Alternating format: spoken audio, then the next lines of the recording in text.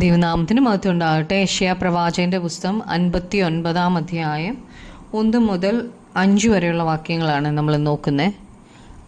ദൈവത്തിന് പ്രസാദമുള്ള ജീവിതമാണ് നാം നയിക്കേണ്ടത്. അതിനായിട്ട് നാം ദൈവിക സത്യത്തിൽ നടക്കണം. 1 വാക്യത്തിൽ രക്ഷിപ്പാൻ കഴിയാതെ വണ്ണം യഹോവയുടെ കൈ കുറുകിയിട്ടില്ല, കേൾപ്പാൻ കഴിയാതെ വണ്ണം അവൻ്റെ ചെവി മന്ദമായിട്ടുമില്ല. നിത്യനായ ദൈവത്തിന് കഴിയാത്ത ഒരു കാര്യവുമില്ല.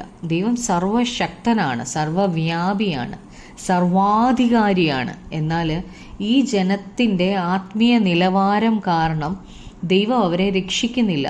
ദൈവം ഇസ്രായേലിനെ വീണ്ടെടുത്തു, അവരുമായിട്ട് ഉടമ്പടി ചെയ്തു.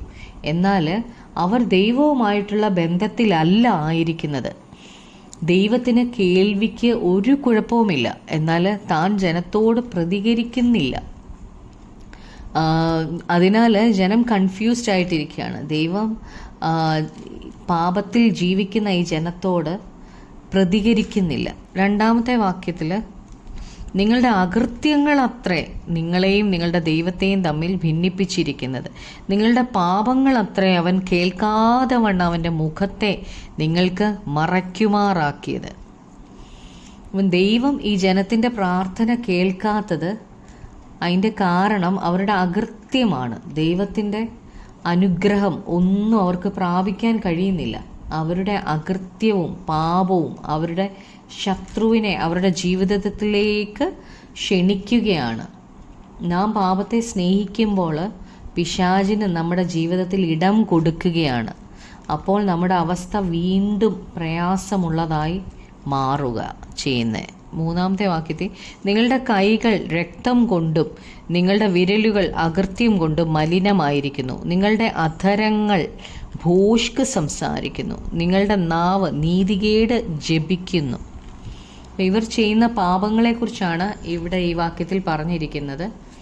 അവരുടെ കൈകൾ രക്തം കൊണ്ടും വിരലുകൾ അകൃത്യം കൊണ്ടും മലിനമായിരിക്കുന്നു. അവരുടെ അധരം ഭോഷ്ക് പറയുക, നാവ് നീതികേട് ജപിക്കുകയാണ്. എന്നാൽ ദൈവത്തിൻ്റെ വചനം, ദൈവം നമ്മളോട് പറയുന്നത് ആത്മാവിൻ്റെ ഫലം പുറപ്പെടുവിക്കണം എന്നാണ്.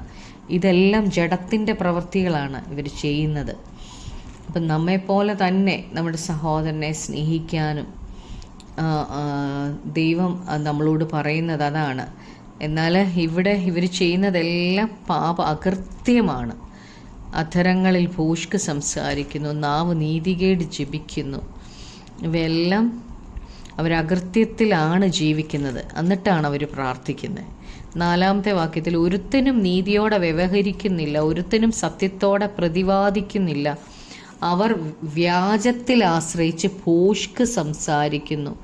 അവർ കഷ്ടത്തെ ഗർഭം ധരിച്ച് നീതികേടിനെ പ്രസവിക്കുന്നു.